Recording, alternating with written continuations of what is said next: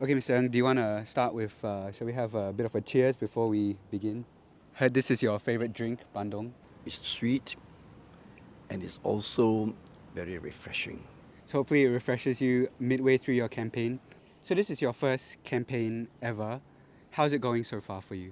Well, if I were to describe it in Teochew, 真黑啊，真透听啊，但是袂黄啊，哇，真艰苦，真艰苦。我听我老母打来，伊说国爽，你若是爱做好人，爱做好事，莫惊，敢敢做，莫慌咯。So these words from my mother, who only spoke to me in Teochew, have been inspiring me over the last few days of the campaign. So how would you rate the campaign that you've run so far, out of 10? I would say 8 out of 10. At the beginning, I was a little bit concerned about my ability to reach out to Singaporeans, but to my very pleasant surprise, I had very, very good reception when I went for my walkabouts. Many people come forward to me to talk to me Yeah. and to take photographs with me. So that has really made me very happy. Has there been any interactions that stood out to you that really touched your heart or anything like that? I had a very special moment on a visit to Chom Chom. Two youngsters, one boy and one girl. So they came up to me and to Sybil. So they said to us, when you and Sybil first appeared in the news, our parents were a little bit uneasy because they said you are 75 years old and Sybil is 45 years old. 30 years age difference. But we think differently. So as we listen more and more to your videos and to your talks, we said to our parents, what is wrong with two people falling in love? Even though there might be an age difference.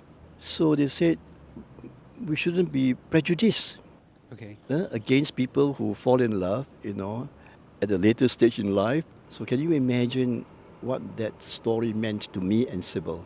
Yeah, of course. Because that was one of our main concerns, that people may not have time to think properly and may be prejudiced against us. I wanted to review some of your iconic moments, shall we say, throughout the campaign so far. Do you mind if we do that together? This one here, this is from your nomination day speech. Have you ever spoken to such a big crowd before in your life? Yes, I have. I have in a business setting. Yeah. At investment conferences where I've spoken to hundreds, maybe 1 or 2,000 people. So you weren't nervous at all? No, but this is nomination day Yeah. for the presidential election. So this is one of a kind. Yeah. I was there on that day, and I think it's fair to say that there were a lot of supporters for Mr. Tharman. Yes. How did yes. that feel for you, going out there and seeing all those people in maroon shirts? No, I wasn't overwhelmed at all. I could see my supporters. They were fewer in numbers, but I would say bigger in heart. So from my point of view, it went relatively well. So you mentioned the Mandarin thing, and I have to ask you about this. Yes. This is from nomination day as well, and you were asked to speak in Mandarin. Yeah, I gave you 3 reasons. Okay. I was just wondering, maybe could you tell us why you didn't want to speak in Mandarin in that moment? I think an important question was being asked, and I don't have the command of Mandarin to respond properly to the question. When I was in school, in primary and secondary school, Mandarin as a second language was not compulsory. So I concentrated on my English. And so as a result of that, I didn't develop a sufficient fluency in Mandarin. And that's one of the deepest regrets of my life. I realized that, I didn't expect that I would be campaigning for the presidential elections. Yeah.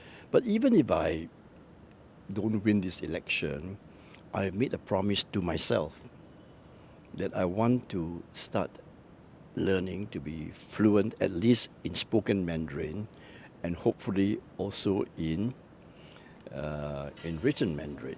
I was very fortunate that my ability to speak in Teochew is okay. And that was because my father and mother, they couldn't speak to me in English. And since they didn't know how to speak Mandarin either, Yes. so we have to converse in Teochew. But then my father passed away 22 years ago, and my mom passed away 8 years ago. So in the last 8 years, I have not been able to practice my Teochew. But Teochew comes a little bit easier to me than Mandarin, which was why at the beginning of our discussion, I offered a few words. Because those were the words that my mother spoke to me, and I remembered.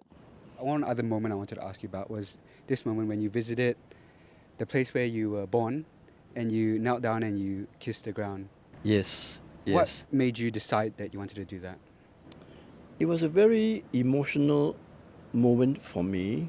I said to my campaign team that the first place I want to go and visit was the place where I was born, Yes. 75 years ago. So my son, Terence, he could pinpoint the spot where my village home was, a hut of attic roof, Yeah. mud on the floor. And now there is a high-rise flat. So when I arrived, Terence says, "Dad, I want to show you the exact spot of our bedroom, our living room, our veranda." So he pointed to that spot in the void deck.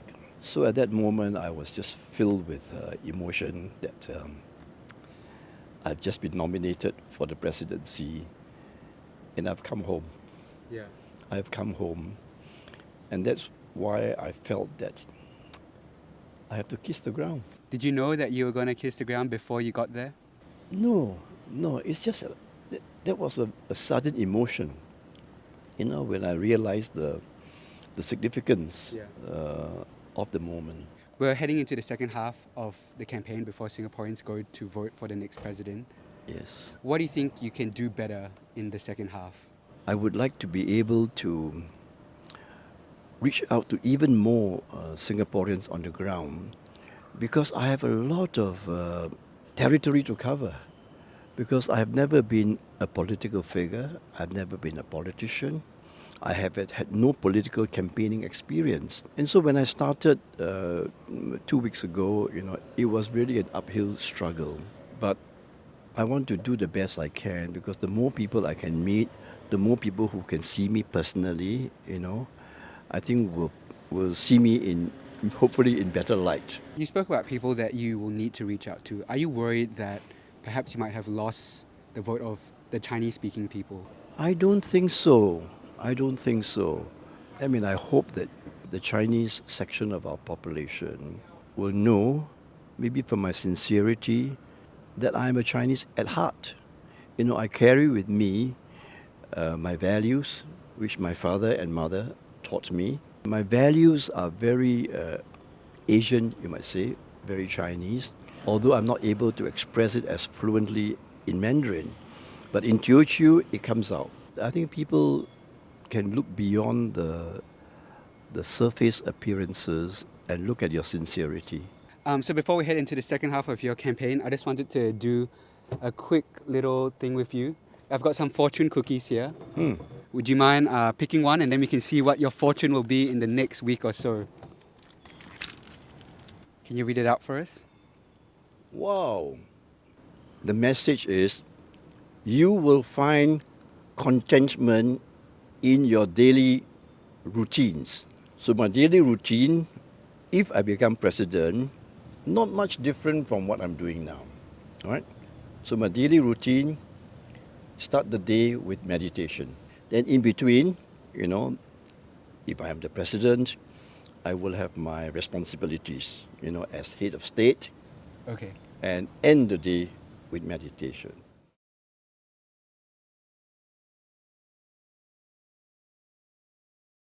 Thanks for watching this video. If you'd like to see more, don't forget to click on the subscribe button and the notification bell.